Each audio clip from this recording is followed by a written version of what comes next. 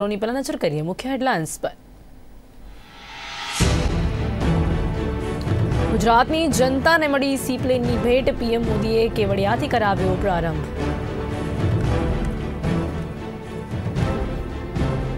એકતા દિવસ પર પ્રધાનમંત્રી મોદીએ એકતા પરેડમાં આપી હાજરી। પુલવામા હુમલા અંગે બોલ્યા પ્રધાનમંત્રી, કહ્યું હું ખરાબ રાજનીતિનો ભોગ બન્યો। રાજકોટ ત્રિકોણ બાગ ખાતે કૃષિ બિલના વિરોધમાં કોંગ્રેસના ધરણા। રાજેશ સાતવ, અમિત ચાવડા સહિત કોંગ્રેસ नेताओं પોલીસે કરી અટકાયત।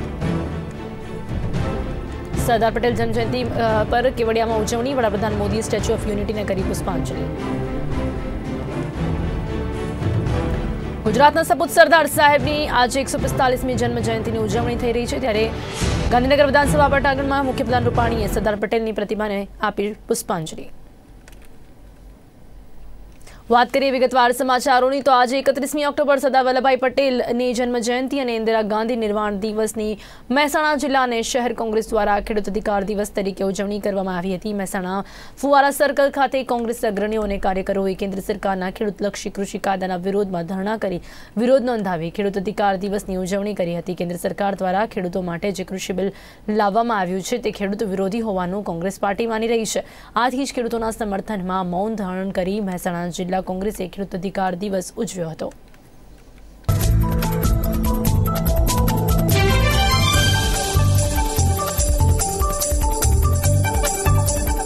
आज भारतना राष्ट्र घड़वैया आदरणीय सरदार वल्लभभाई पटेल साहेबनो जन्मदिवस हतो अने कांग्रेसना अमरा पूर्व वडाप्रधान स्वर्गस्थ इंदिरा गांधीनो आज निर्वाण दिवस हतो, जेने समग्र भारतनी कांग्रेस पक्षे खेडूत अधिकार दिवस तरीके आजनो दिवस उजवવાનું नक्की करेलू, जेना अनुसंधाने पूरा देशना जिल्ला मथकोए खेडूतोना समर्थનમાં ઉપવાસ ઉપર બેસવાનું નક્કી કરેલું હતું।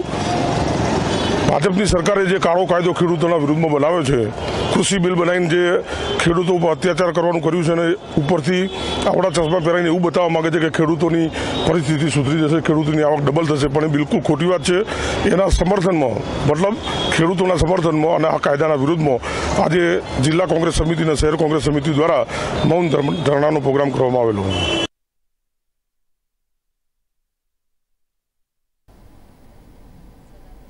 અખંડ ભારતના પ્રણેતા એવા સરદાર વલ્લભભાઈ પટેલની આજે 145મી જન્મ જયંતિ છે, ત્યારે દેશભરમાં તેની ઉજવણી કરવામાં આવી રહી છે।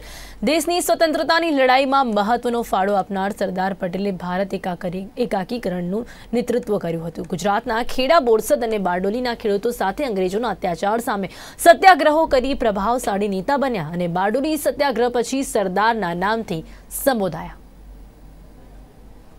સરદાર વલ્લભભાઈ પટેલનું 31 ઓક્ટોબર 1875ના રોજ નડિયાદ ખાતે જન્મ થયો હતો।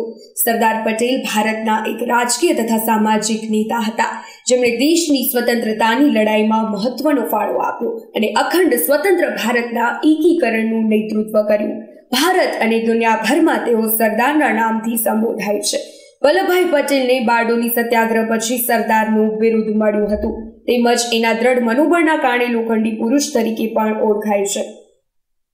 સરદાર પટેલનો જન્મ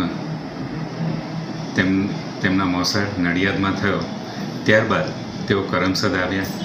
એમનું બાળપણ અહીંયા વિતાવ્યું। તેઓનું આજે પણ તેઓનું પૈતૃક ઘર કરમસદની અંદર ખૂબ જળવાય છે અને અહીંયા 1 થી 3 ધોરણ અભ્યાસ કર્યા બાદ તેઓ પેટલાદ ભણવા ગયા। પેટલાદ ભણીને મેટ્રિક થયા અને મેટ્રિક થયા બાદ તેઓ વકીલાત કરી યુકે જઈને મિડલ ટેમ્પલમાં અને ત્યારબાદ ગાંધીજીને મળ્યા બાદ તેઓએ વિદેશી કપડાનો ત્યાગ કર્યો અને સરદાર ગાંધીમય બની ગયા। એટલે સરદાર પૂરેપૂરા ગાંધીજીના વિચારોથી ખૂબ જ પ્રભાવિત થયા અને તેમણે ગાંધીજીનો સાથ આપવાનો પૂરેપૂરો મક્કમ મન કરી અને ગાંધીજી સાથે ચળવળમાં જોડાઈ ગયા। પણ હું કહું કે વલ્લભથી સરદારની જે સફર છે તેઓને બારડોલી ગામેથી મળી। બારડોલી ગામમાં અંગ્રેજ સરકારે ખૂબ મોટો ટેક્સ લાદ્યો હતો અને ખેડૂતો જે ભરી ન શકે તેવો ટેક્સ લાદવામાં આવ્યો, ત્યારે સરદારે આગેવાની લીધી અને આગેવાની લીધા બાદ તેઓએ જે બારડોલીની ઘટના છે તેને નાબૂદ કરવા, ટેક્સ નાબૂદ કરવા માટે અંગ્રેજ સરકાર સામે ખૂબ જ ઝઝૂમ્યા અને આ લડાઈ ખૂબ લાંબી ચાલી અને તેઓએ નાબૂદ કરાવ્યો. અને ત્યારે ત્યાંના ખેડૂતો એટલા બધા ખુશ થયા. આ આખી ઘટનામાં અંગ્રેજ સરકારે તેમના જમીન, તેમના વાસણો, તેમના ઢોરો બધું જ જપ્ત કરી લીધું. છતાંય સરદારે હાર ન માની અને આખરે સુધી લડતા જ રહ્યા અને તેઓ આ ચળવળને જીત્યા. અને ત્યારે ખેડૂતો ખૂબ આનંદમય થયા અને ત્યારે ખેડૂતોએ આ ઉપનામ એમને આપ્યું અને સરદાર, તમે અમારા સરદાર છો તેમ કરીને બોલાવવા લાગ્યા. અને ત્યારથી વલ્લભભાઈની સફર સરદાર વલ્લભભાઈ પટેલ થઈ અને આજે સરદાર સાહેબનું નામ સર્વ ભારતીયોના મનમાં વસી ગયેલું છે. સરદાર પટેલ સાહેબનો જન્મ મોસાળમાં નડિયાદ ખાતે થયો હતો. તેમનો ઉછેર આણંદના કરમસદ ગામમાં થયેલો. સરદાર પટેલે પાયાનું શિક્ષણ કરમસદ ગામે લીધું હતું. વલ્લભભાઈ પટેલ એક વકીલ હતા અને તેમની સફળ વકીલાત દરમિયાન તેઓ મહાત્મા ગાંધીના કામ અને વિચારધારાથી ઘણા પ્રભાવિત થયા હતા. ત્યારબાદ તેમણે ગુજરાતના ખેડા, બોરસદ અને બારડોલી ગામના ખેડૂતોને સંગઠિત કરી અંગ્રેજોના અત્યાચાર સામે સત્યાગ્રહો કર્યા. તેમની આ ભૂમિકાના લીધે તેમની ગણના ગુજરાતના પ્રભાવશાળી નેતામાં થઈ હતી. બારડોલી સત્યાગ્રહ બાદ ખેડૂતો ખુશ થતા તેઓને સરદારના નામે બોલાવા લાગ્યા. ત્યારથી સરદાર પટેલને સરદારનું બિરુદ મળ્યું હતું. સચિન પટેલ, આણંદ. તો ગુજરાતની જનતાને જ્યારે આજે સીપ્લેનની ભેટ મળી છે, જેની પ્રથમ ઉડાન આજે વડાપ્રધાન નરેન્દ્ર મોદીએ ભરી છે, ત્યારે સીપ્લેનના ડાયરેક્ટર સાથે અમારા સંવાદદાતાએ ખાસ વાતચીત કરી હતી અને સીપ્લેન વિશે વધુ માહિતી મેળવવાનો પ્રયાસ કર્યો હતો. આવો સાંભળીએ. स्पाइसजेटना CMD अजय सिंह आपकी साथ जोड़ाया है, તેમની સાથે सीधी बातचीत करशूँ. सर, सबसे पहले तो कॉन्ग्रेचुलेशंस, ये सर्विस फर्स्ट सर्विस शुरू हुई और आपसे शुरू हुई है. कैसे देख रहे हैं, माइलस्टोन रहेगा आने वाले दिनों में एविएशन सेक्टर के लिए? देखिए, ना केवल ये स्पाइसजेट के लिए माइलस्टोन है, एविएशन सेक्टर के लिए माइलस्टोन है, पर पूरे हमारे भारत के टूरिज़्म के लिए एक बहुत बड़ा एक माइलस्टोन है, क्योंकि पहली सेवा आज शुरू की गई है. केवड़िया जो एक अपने आप में एक इतना इम्पोर्टेंट टूरिज़्म डेस्टिनेशन है, वर्ल्ड की हाईएस्ट स्टैचू यहाँ पर है और बहुत कुछ करने को यहाँ पर है. तो केवड़िया और अहमदाबाद के बीच में ये फ़्लाइट शुरू की गई, पहली भारत की स्केड्यूल्ड सी प्लेन फ़्लाइट है. तो बहुत इम्पोर्टेंट है. जैसे हम हमेशा कहते हैं कि भारत में कनेक्टिविटी की बहुत कमी है और टूरिज़्म भी इसलिए थोड़ा सा हैम्पर होता है क्योंकि कनेक्टिविटी नहीं मिलती. इतने सुंदर स्थल हैं हमारे पास टूरिज़्म के भारत में, लेकिन एयरपोर्ट नहीं होने के कारण कनेक्टिविटी नहीं होती. कई जगह रोड से जाना भी बहुत ही कठिन है. एक चीज़ जिसकी कमी हमारे देश में नहीं है वो है वाटर बॉडीज़ की. जो नदी हैं, जो हमारे झील हैं, बहुत अनेकों हैं हमारे देश में. तो जहाँ पर भी झील या नदी या कोई भी वाटर बॉडी है, उधर हम सी प्लेन से कनेक्टिविटी दे सकते हैं और ये करने से टूरिज़्म को एक बहुत बड़ा बूस्ट मिलेगा पूरे देश में. हमारा ये मानना है. हमें इस बात की भी बहुत प्रसन्नता है कि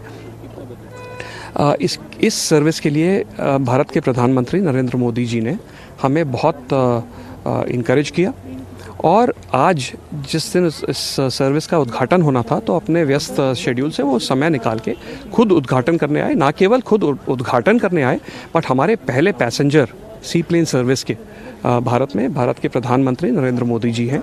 यहाँ से उन्होंने फ़्लाइट ली है अभी अहमदाबाद के लिए, तो एक बड़ी बात है. स्टैच्यू ऑफ यूनिटी से तो कनेक्टिविटी हो गई, अब गुजरात के और अलग अलग राज्यों से सीधा कनेक्टिविटी का कोई जो प्रयोजन है आगे? देखिए, हम कोशिश पूरी करेंगे.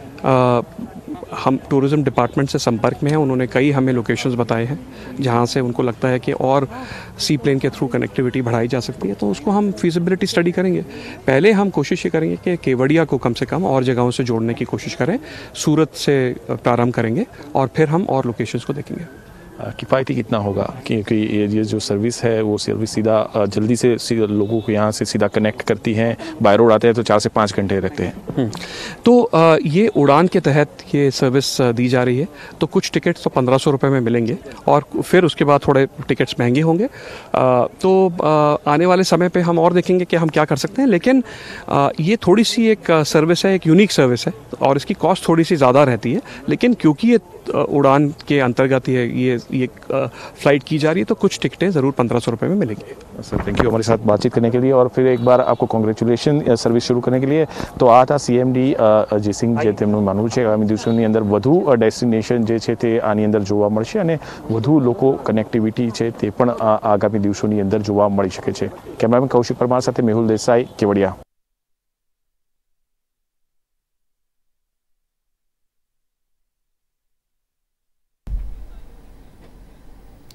તો ખાસ કરીને સી પ્લેન વિશે વધુ માહિતી પણ મેળવવાનો પ્રયાસ કર્યો હતો અમારા સંવાદદાતા બ્રિજેશ દ્વારા। તો આવો સાંભળીએ સી પ્લેનની વધુ ખાસિયતો શું છે। પ્રધાન નરેન્દ્ર મોદી દ્વારા સી પ્લેનનું ઉદ્ઘાટન કરી દેવામાં આવ્યું છે, ત્યારે સી પ્લેનમાં બેસવા માટે અનેક લોકો પણ તત્પર હશે। ત્યારે અત્યારે આપણી સાથે હિમાંશુભાઈ પટેલ છે કે જે આ પ્રોજેક્ટ સાથે સંકળાયેલા હતા। હિમાંશુભાઈ, જે પ્રમાણે સમગ્ર પ્રોજેક્ટ હતો, આપણે પણ આ પ્રોજેક્ટ ઉપર ધ્યાન આપ્યું, શું સમગ્ર પ્રોજેક્ટ અને આપ શું કહેવા માગશો? સી પ્લેનની ભેટ ગુજરાતીઓ માટે અને સમગ્ર ભારતીયો માટે એક મોટી ભેટ છે।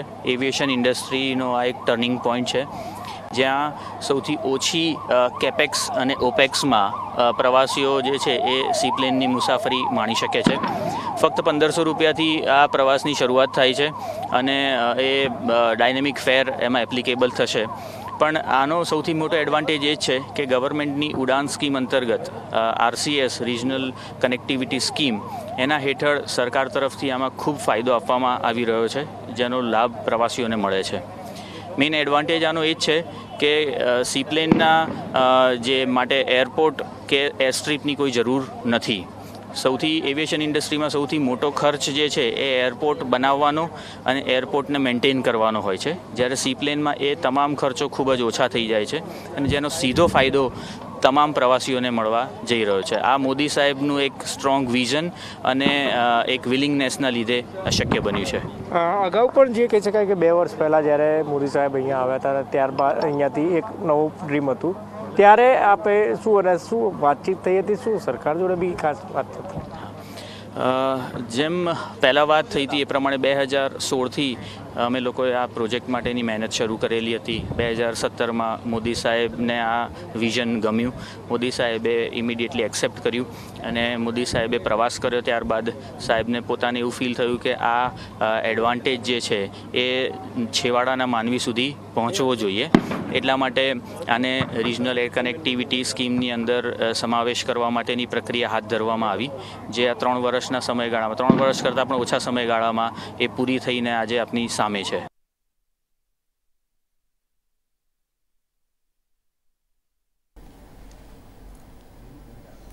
ઇમેન્યુઅલ મેટ્રોના વિરોધમાં આણંદના સોજિત્રામાં વિવિધ રસ્તા પર ફ્રાન્સનો વિરોધ જોવા મળ્યો હતો। રોડ પર ઠેર ઠેર પોસ્ટર, ફોટા લગાવીને ફ્રાન્સના પ્રમુખનો વિરોધ કરવામાં આવ્યો હતો। કોઈ અજાણ્યા શખ્સોએ વિવિધ રસ્તાઓ પર ફોટા લગાવી આ પ્રકારે પોતાનો રોષ ઠાલવ્યો હતો। જોકે સ્થાનિક ફાયર વિભાગે પાણીથી ફોટાઓ ઉખેડી હટાવી દીધા હતા। ત્યારે આ ફોટા કોને લગાવ્યા છે તે તપાસનો વિષય બન્યો છે। ભાજપ સરકાર દ્વારા ખેડૂતો માટેના તાજેતરમાં બનાવેલ 3 કાયદાનો આજે પાટણમાં કોંગ્રેસે વિરોધ નોંધાવ્યો હતો। પાટણના ધારાસભ્ય ડોક્ટર કિરીટ પટેલ સહિત જિલ્લા કોંગ્રેસના હોદ્દેદારો અને કાર્યકરોએ ખેડૂતોના કાયદાઓને કાળા કાયદા ગણાવી શહેરના બગવાડા દરવાજા ખાતે ધરણા યોજ્યા હતા। તો સાથે જ સરકાર ખેડૂતોની જમીન ઉદ્યોગપતિઓને આપી દેવા કાયદાઓમાં સુધારાઓ કરે તેવા આક્ષેપ કર્યા હતા અને ખેડૂતો વિરોધી 3 કાળા કાયદાના વિરોધમાં સત્યાગ્રહ, ઉપવાસ, આંદોલન કાર્યક્રમ યોજવામાં આવ્યો હતો।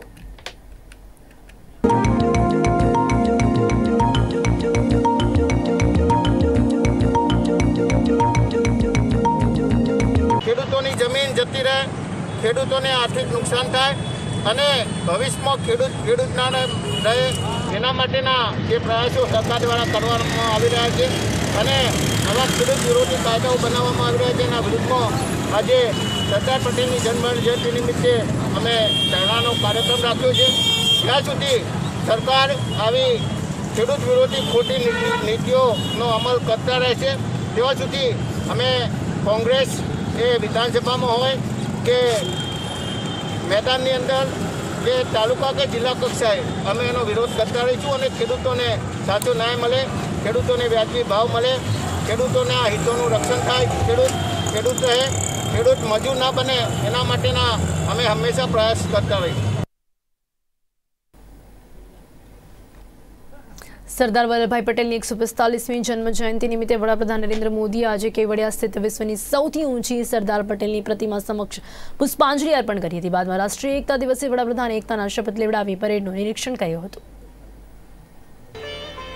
ગુજરાત પ્રવાસના બીજા દિવસે આજે વડાપ્રધાન નરેન્દ્ર મોદીએ સરદાર વલ્લભભાઈ પટેલની 145મી જન્મ જયંતિ નિમિત્તે સ્ટેચ્યુ ઓફ યુનિટી ખાતે વિશ્વની સૌથી ઊંચી સરદાર પટેલની પ્રતિમા સમક્ષ પુષ્પાંજલિ અર્પણ કરી સરદાર સાહેબના આશીર્વાદ મેળવ્યા।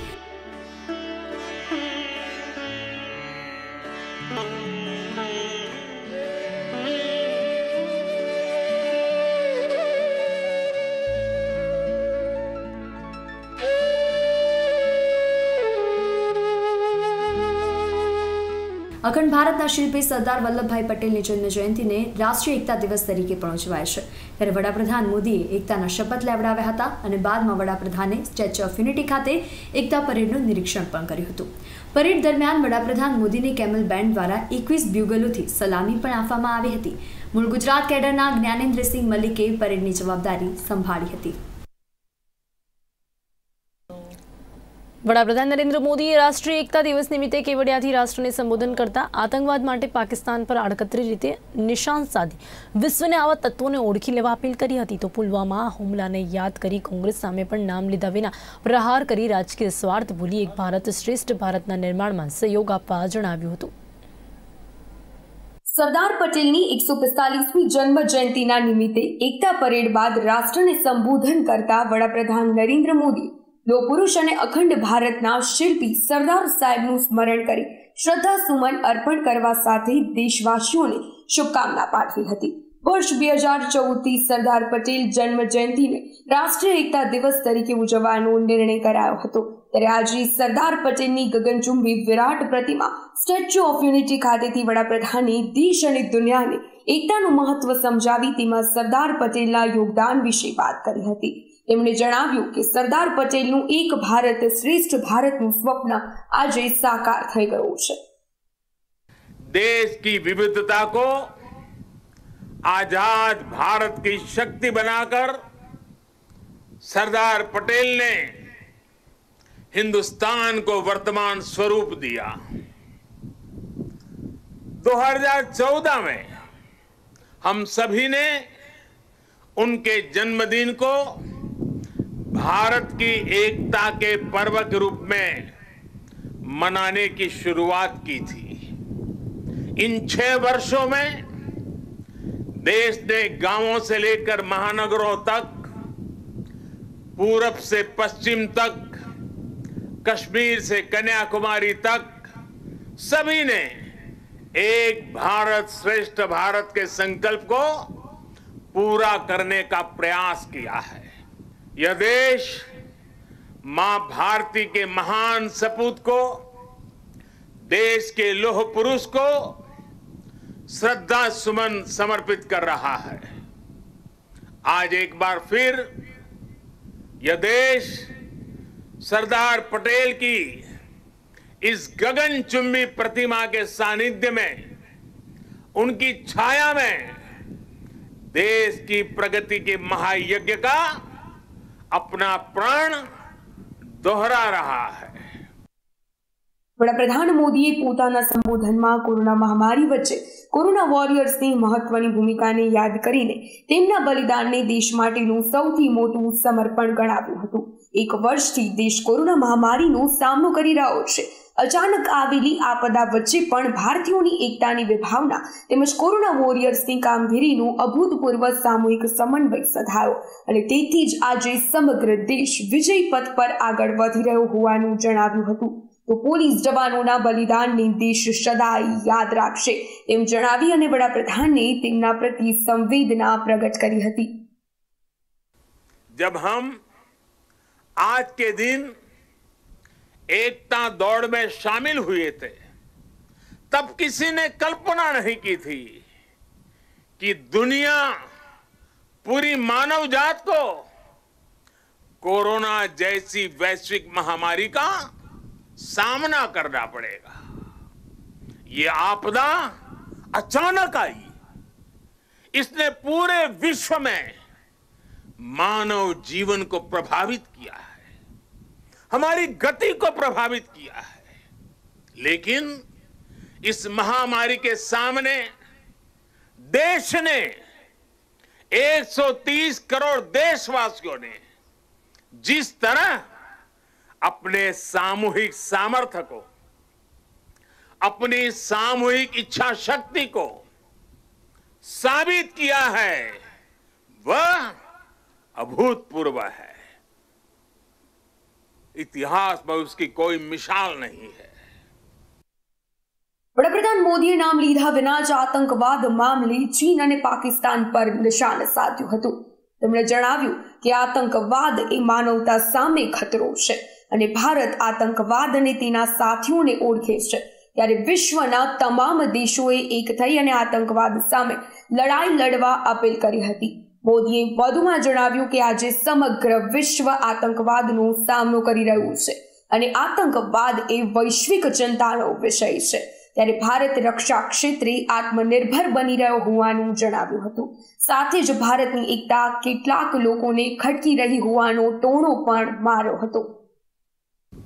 बीते कुछ समय से दुनिया के अनेक देशों में जो हालात बने हैं, जिस तरह कुछ लोग आतंकवाद के समर्थन में खुल करके सामने आ गए हैं, वो आज मानवता के लिए, विश्व के लिए, शांति के उपासकों के लिए एक वैश्विक चिंता का विषय बना हुआ है। आज पूरे विश्व को भी एकजुट होकर हर उस ताकत को हराना है जो आतंक के साथ है, जो आतंकवाद को बढ़ावा दे रही है। વડાપ્રધાન મોદીએ આડકતરી રીતે કોંગ્રેસને પણ આડે હાથ લીધી હતી। પુલવામા આતંકી હુમલાને યાદ કરીને વડાપ્રધાને જણાવ્યું કે સમગ્ર દેશ જવાનોની શહીદીને લઈ અને આંસુ વહાવી રહ્યો હતો, પરંતુ કેટલાક લોકો શહીદો પ્રત્યે સંવેદના દાખવવાને બદલે પોતાનો રાજનૈતિક સ્વાર્થ સાધવાના ચક્કરમાં હતા। ભાવુક સ્વરમાં તેમણે એમ પણ ઉમેર્યું કે રાજનીતિક સ્વાર્થ ભૂલી દેશની એકતામાં સહભાગી બની ભારતની તાકાતનો પરચો અન્યને આપવા સહયોગ આપવાની અપીલ કરી અને વિપક્ષોને સર્વોચ્ચ હિત દેશનું હિત હોવાનો પણ સંદેશ આપ્યો હતો। સમાચારોના અંતે ફરી એક વખત નજર કરીએ મુખ્ય હેડલાઇન્સ પર।